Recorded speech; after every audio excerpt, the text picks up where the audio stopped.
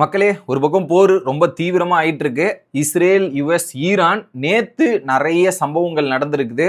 வெள்ளை மாளிகையிலிருந்து பல அறிக்கைகள் வெளியிட்டிருக்காங்க. அதுக்கு ஆப்போசிட்டா நாங்களும் ஒரு விஷயத்த சொல்றோன்ற மாதிரி ஈரான் தரப்புல இருந்து ஒரு சில விஷயங்கள் சொல்லியிருக்கிறாங்க.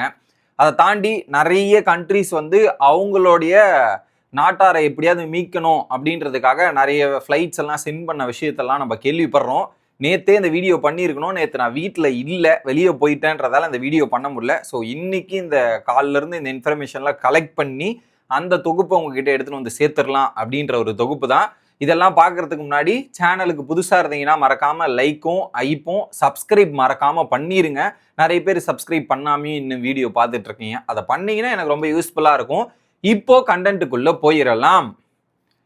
ஸோ மார்ச் 5ஆம் தேதி அதிகாலையிலேயே வந்து ஒரு அறிக்கை வெளியாகுது. யார் தரப்புல இருந்து பார்த்தீங்கன்னா, ஒயிட் ஹவுஸ் அந்த என்னன்னா ரிப்போர்ட் செக்ரட்டரி, இந்த நியூஸ்லாம் வெளியிடுவாங்களே அந்த செக்ரட்டரியான கரோலின் லிவிட் அவங்க வந்து ஒரு 45 நிமிஷம் வந்து ப்ரெஸ் மீட் கொடுத்துருக்காங்க. அந்த ப்ரெஸ் மீட்ல ஏகப்பட்ட விஷயங்கள் சொல்லியிருக்காங்க. அது என்னன்றதை நான் உங்ககிட்ட சொல்றேன். இப்போ ஆப்ரேஷன் எபிக் ஃபியூரி அப்படின்றது தான் இந்த வாருக்கான அமெரிக்கா வச்சிருக்கிற நேம்.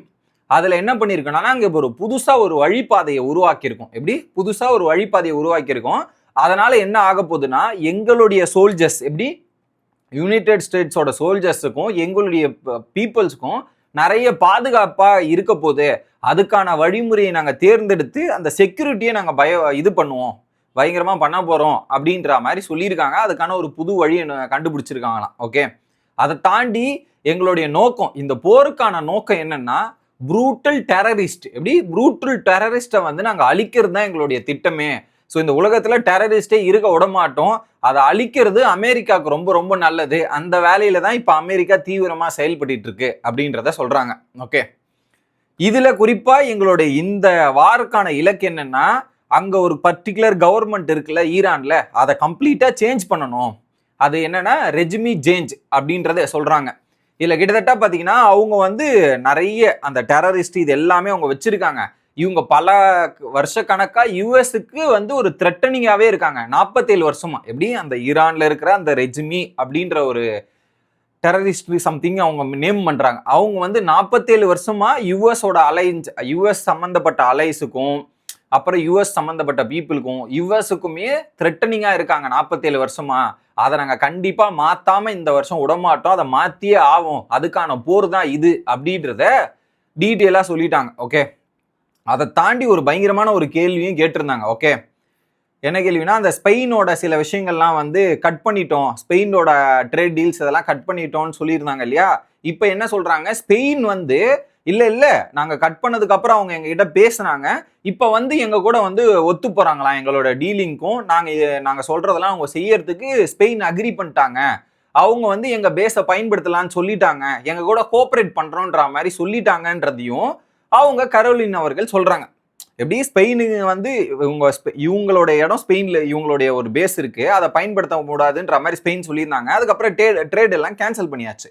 இப்ப என்ன சொன்னாங்க, த்ரெட்டன் பண்ணதுக்கு அப்புறம் நாங்க கொடுத்துட்டோம் அப்படின்ற மாதிரி இவங்க தரப்புல இருந்து சொல்றாங்க.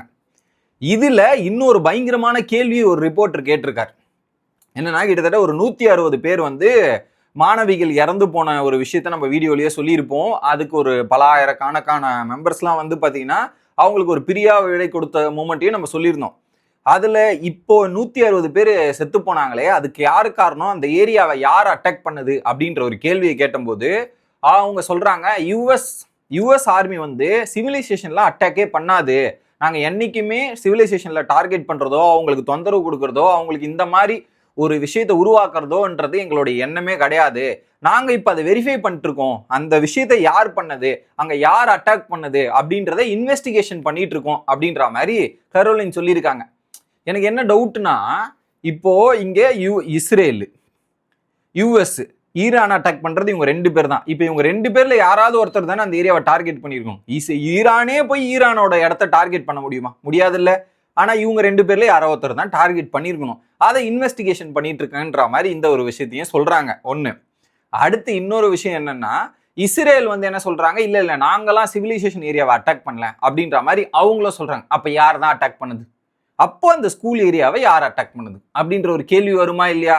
ஸோ என்ன பண்றோம், நாங்கள் இன்வெஸ்டிகேஷன் பண்ணிருக்கோன்ற மாதிரி இந்த தரப்பு சொல்லி முடிக்கிறாங்க. ஓகே, அடுத்து கிட்டத்தட்ட அடுத்து சுப்ரீம் லீடரா அவங்களோட எல்டர் ஏதோ ஒரு பையன் வரப்போறாமே அப்படின்ற கேள்விக்கு பொறுத்திருந்து பார்ப்போம் யார் வராங்கன்னு லெட் வெயிட் அண்ட் சி அப்படின்ற மாதிரி ஒரு பதிலையுமே கொடுத்துருக்காங்க. ஓகே, கிட்டத்தட்ட யுஎஸோட மக்கள் இருக்காங்க இல்லையா, 17,500 பேர். எப்படி 17,500 பேர் வந்து பார்த்தீங்கன்னா அந்த மிடில் ஈஸ்ட் கண்ட்ரீஸ்ல இருந்து இப்போ சேஃபா யூஎஸ்க்கு ரிட்டர்ன் ஆயிருக்காங்க.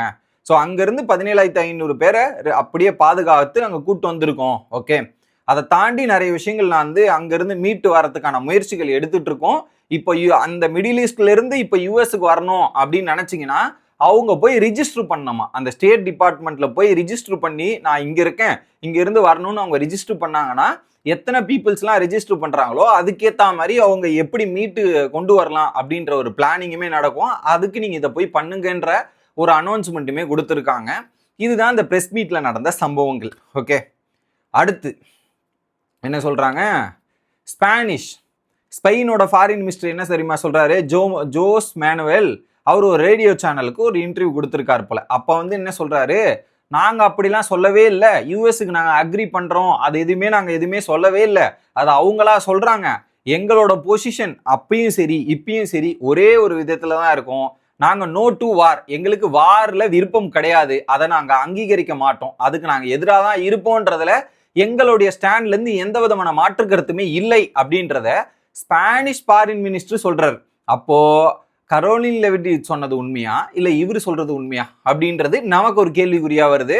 எனக்கு என்னமோ அவங்க சொன்னதுதான் இடிக்குது போல இருக்கு அப்படின்ற மாதிரி தான் நம்ம கேள்விப்படுறோம்.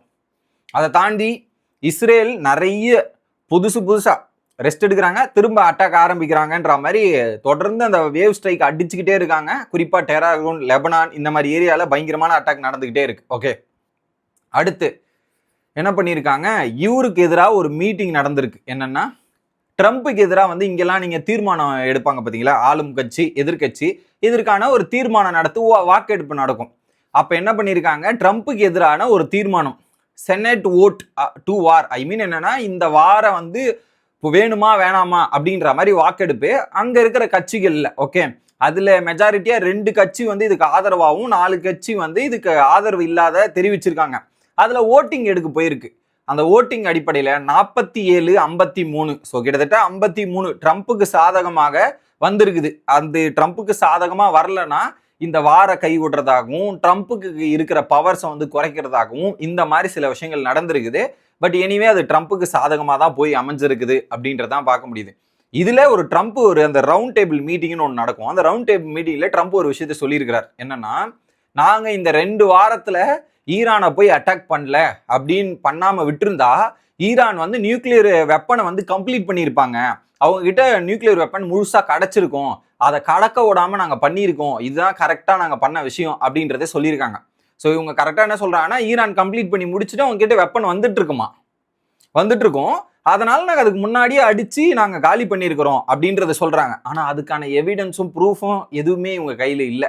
எவிடன்ஸும் ப்ரூஃபும் ஏதாவது காமிச்சிருந்தா கொஞ்சம் நல்லா இருந்திருக்கும். அது எதுவுமே இல்லை அப்படின்றது குறிப்பிடத்தக்க விஷயம். ஓகே, அடுத்து இன்னொரு பக்கம் இந்த போர் பதட்டம் இதெல்லாம் நடந்துட்டு இருக்கிறதால அந்த ஷிப்புன்னுவாங்கல்ல, அங்க நிறைய ஷிப்ல வந்து 15,000-20,000 பேசஞ்சர் அந்த டிராவலர்ஸ் எல்லாரும் மாட்டிக்கிட்டு அதன் மூலியமா அஃபெக்ட் ஆகிட்டு இருக்காங்கன்ற ஒரு தகவலுமே வெளியாயிருக்கு. அதை எப்படி பண்ண போறாங்க, ஏன்னா இதுல சில அந்த வழிபாதையெல்லாம் மூடி இருக்கிறதால பல பிரச்சனைகள் இருக்கு இல்லையா, இதுல அவங்களும் பாதிக்கப்பட்டிருக்காங்கன்றதான் பார்க்க முடியுது. ஆனா இந்த போர்ல யாரு பாதிக்கப்படுறாங்களோ இல்லையோ, அன்வான்டா சிவிலைசேஷன் தான் மேஜரா டார்கெட் பண்ணப்பட்டு அவங்களுடைய இதுதான் அந்த கண்ட்ரில அட்டாக் பண்ணும்போது அவங்களுக்கு எப்படி வெளியே வர முடியும். ஸோ கொஞ்சம் மிஸ் ஆச்சுனாலும் அவங்க ஏரியாவில் அட்டாக் ஆகி என்னென்ன நடக்குது. ஸோ அப்படிதானே ஒரு 160 குழந்தைங்கள்லாம் இறஞ்சிருக்காங்க. இவங்க 2 பேரும் வந்து நாங்கள் சிவிலைசேஷனே டார்கெட் பண்ணல, எங்களுடைய மெயின் இன்டென்ஷனே அது கிடையாதுன்றாங்க. பட் அதனால பாதிக்கப்படுறது யாருன்றது பார்த்தீங்கன்னா சிவிலைசேஷன் தான் அப்படின்றதுல மாற்றுக்கிறதே கிடையாது. ஓகே, அடுத்து இந்தியாவுக்கு ஒரு 200 பேர் இந்தியன் டூரிஸ்ட் வந்து அங்கே யுஏஇ இந்த மாதிரி ஏரியாவில் இருந்தாங்க இல்லையா, அவங்க வந்து பார்த்தீங்கன்னா அங்கேருந்து இங்கே வந்து ஒரு யோகி ஓவர்சீஸ் அப்படின்ற மாதிரி ஒரு கம்பெனி மூலிமா அங்கே டூரிஸ்ட் ட்ராவலுக்கு போயிருக்காங்க. ஸோ அவங்க வந்து இங்கே ரிட்டர்ன் வரதுக்கான ஃப்ளைட் எல்லாம் சர்ச்சிங் பண்ணிட்டு இருந்திருக்காங்க. ஐ மீன் நேற்று பண்ணியிருந்தாங்க, இன்னைக்கு அவங்க ரிட்டர்ன் வந்திருக்கலாம். ஸோ அடுத்த ஃப்ளைட் மூலிமா இந்தியாவில் வேற எந்த ஏரியா கிடைச்சாலுமே அங்கே ரிட்டர்ன் பண்ணுறதுக்கான முயற்சிகள் எடுக்கப்பட்டு இருக்கு. கண்டிப்பாக லெஃப்ட் ஆயிடுவாங்கன்னு நினைக்கிறேன். அதை தாண்டி டெராகன் அப்படின்ற ஒரு ஏரியா இருக்கு இல்லையா, அந்த கேபிட்டல் ஈரானோட கேபிட்டல், அந்த ஏரியால இருந்து மட்டுமே கிட்டத்தட்ட 1,00,000 பீப்புள் வந்து 2 நாள்ல 1,00,000 பீப்புள் அங்கிருந்து வெளியேறி இருக்காங்க. இப்ப லெபனான் அப்படின்ற ஏரியால 58,000 பேர், கிட்டத்தட்ட 58,000 பேர் அங்கிருந்து வெளியாகி அங்க எந்த இடத்துக்கு போலான்ற மாதிரி இடத்த தேடிக்கொண்டு இருப்பதாக ஒரு தகவல். இதெல்லாம் வந்து கேட்கும் போதே நமக்கு கொடூரமா இருக்குது. அப்ப அவங்களோட நிலைமைகள்லாம் யோசிச்சு பாருங்க மக்களே, ரொம்ப கஷ்டமா இருக்கு. இதுல அந்த சிரியன்ஸ் ஏரியால இருந்து 10,000 பேர் வந்து அந்த ஏரியா விட்டு போயிட்டு இருக்காங்களாம். ஸோ ஒரு நாளைக்கு டெய்லியும் ஒரு 3,000-4,000 பேர் வந்து அந்த இடத்த விட்டு வெளியேறிக்கிட்டே இருக்கிற போட்டோஸும் இமேஜஸையும் நம்மளால பார்க்க முடியுது. ஸோ அவங்கள நினைச்செல்லாம் பாவமாக தான் இருக்கு. ஓகே, இன்னொரு பக்கம் ஆஸ்திரேலியா மற்றும் கனடா பிரைம் மினிஸ்டர் என்ன சொல்லியிருக்காங்கன்னா, சிவிலைசேஷனை அட்டாக் பண்ணக்கூடாதுங்க, அவங்களுடைய இன்ஃப்ராஸ்ட்ரக்சரோ அவங்களுடைய இடத்தையுமே டார்கெட் பண்ணுவது நல்லது இல்லை, ரொம்ப ரொம்ப தவறு, இதெல்லாம் நீங்க பண்ணாதீங்கன்ற மாதிரி சொல்லிடுறாங்க. ஓகே, ஆனா இவங்களோட சப்போர்ட் வந்து இஸ்ரேலுக்கும் யுஎஸ்க்கும் தான் இருக்க போது, எங்களோட அலைன்ஸுக்கும் எங்களோட இதுக்குமே நாங்க சப்போர்ட்டா தான் இருப்போம், அதுல மாற்றுக்கிறதே கிடையாது அப்படின்றத இவங்க தெரிவிச்சிட்டாங்க. ஸோ அவங்க ஆதரவு அவங்க 2 பேருக்கு தான் தெரிவிக்க போறோம் அப்படின்றது.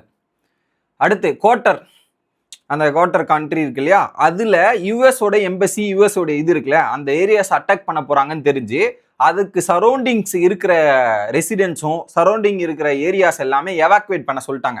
ஏன்னா யுஎஸோட எம்பசி, யுஎஸோட டார்கெட் எல்லாமே ஈரான் அடைச்சிட்டு இருக்கிறதால இந்த ஏரியாவுக்கும் அட்டாக் வரும், அதுக்கு முன்னாடியே அங்க இருக்கிற பொதுமக்களை காப்பாத்திடலாம் அப்படின்றதுக்காக பாதுகாப்பு நோக்கத்தின் அடிப்படையில் அதை வந்து அதை கிளியர் பண்ணியிருக்காங்க. இது ஒன்று. அடுத்து லண்டனுக்கு ஒன்று ஃப்ளைட் மூலியமா வந்து லண்டனுக்கு வந்து இங்க இருக்கிற பீப்புள்ஸ் எல்லாம் ஓமன்ல இருந்து போகணுன்ற மாதிரி சொல்லியிருந்தோம் இல்லையா, அதுல பல பிரச்சனைகள் ஆயிருக்கு. அந்த ஃப்ளைட் வந்து டெக்னிக்கல் இஷ்யூ காரணமாக ஓமன்ல இருந்து யூகேக்கு போற வேண்டிய ஃப்ளைட் எடுக்க முடியல.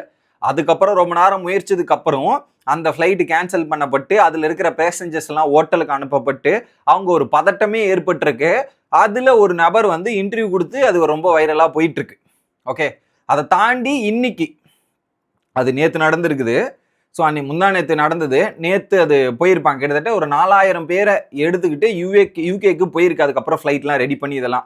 அதை தாண்டி கோட்டர் ஏர்வேஸ் என்ன பண்ணியிருக்காங்கன்னா, நாங்கள் ஃப்ளைட்டை வந்து நாங்கள் ஆப்ரேட் பண்ணுறோம் யூரோப்பியன் சிட்டிஸுக்கு, குறிப்பாக ஒரு 6 சிட்டிக்கு வந்து 7 கண்ட்ரிக்கு வந்து அவங்க ஆப்ரேட் பண்ணுறாங்களாம். அந்த கண்ட்ரியோட மெம்பர்ஸ் எல்லாமே அவங்களுடைய இடத்துக்கு அவங்களுடைய கண்ட்ரிக்கு போகிறதுக்கான வேலையை நாங்கள் பார்த்து தரோன்ற மாதிரி சொல்லிடுறாங்க. அதில் லண்டன், மேட்ரிட், ரோம், பெர்லின் இந்த மாதிரி கண்ட்ரிஸ்லாம் அதில் அமைஞ்சிருக்குது. ஸோ அவங்க ஒரு ரிஸ்க் எடுத்து இந்த வேலையும் பார்க்கறது நம்மளால பார்க்க முடியுது. சரி, இந்த போர்ல எத்தனை பேர் இறந்து போனாங்கன்னு பார்த்தீங்கன்னா, நேற்று அடிப்படையில் 3 பேர் வந்து இறந்துருக்காங்க, 6 பேர் இன்ஜூரி ஆயிருக்காங்க அப்படின்றது தான் எக்ஸாக்ட் தகவல். அதுக்கு முன்னாடி 1200 சம்திங் சொல்லியிருந்தேன் இல்லையா, இப்போ ஒரு 3 பேர் தான். ஸோ இந்த மாதிரி சிவிலைசேஷன் இல்லாத இடத்துல, இது போரே வேண்டான்னு நம்ம சொல்றோம், ஆனா இப்படி அட்டாக் பண்றதை கூட நீங்க எதை டார்கெட் பண்றீங்களோ அதை மட்டும் பண்ணுங்க. சிவிலைசேஷன்ல டார்கெட் பண்ணலாம், அது ரொம்ப கடுப்பா இருக்கு, அது பாக்குறதுக்கே நமக்கு கஷ்டமா இருக்கு. ஸோ இந்த வாரே எதுக்கு முதல்ல அப்படின்ற மாதிரி கேட்க தோணுது. அதை நீங்க பண்ண முடிவு பண்ணிட்டீங்க, அதுக்கு அங்க பொதுமக்களுக்கு பிரச்சனை இல்லாம ஏதாவது பண்ணிட்டு போங்களாண்டா அப்படின்றதான் சொல்ல எனக்கு தோணுது. உங்களோட கருத்து என்ன அப்படின்றத கமெண்ட் செக்ஷன்ல சொல்லிருங்க. ஓகே, அடுத்து இஸ்ரேல் இருக்கு இல்லையா, இஸ்ரேலோட பென் குரியன் அப்படின்ற மாதிரி ஒரு ஏர்போர்ட் 5 நாள் மூடி வச்சிருந்தது. இப்போ அந்த ஏர்போர்ட்டை வந்து ஓப்பன் பண்ணியிருக்காங்க. எதனால, அங்க பாத்தீங்கன்னா கிட்டத்தட்ட 1,00,000 பீப்புள் வந்து இஸ்ரேலோட கண்ட்ரிக்கு ரிட்டர்ன் ஆகணுமா, அதர் கண்ட்ரிஸ்ல இருக்காங்க, அவங்கள ரிட்டர்ன் ஆகிறதுக்கும் சில பல தேவைப்படுது, செக்யூரிட்டிக்காக ஓப்பன் பண்ணியிருக்கோம்னு சொல்லியிருக்காங்க. அது என்ன காரணம்ன்றது தெரியல.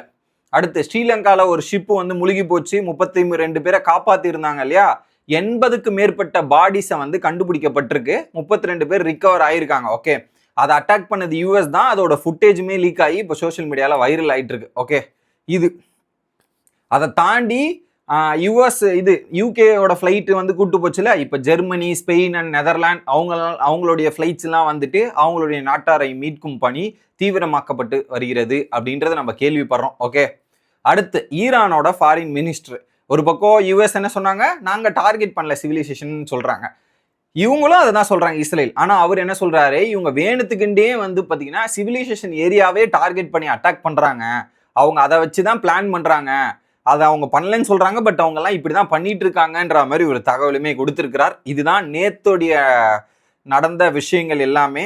அடுத்து இன்னைக்கு என்னெல்லாம் நடந்திருக்குன்றது நைட்டு அந்த டைம்ல ஒரு வீடியோ போடுறேன், எனக்கும் கொஞ்சம் டைம் வேணும் அதை போய் ப்ரிப்பேர் பண்றதுக்கு.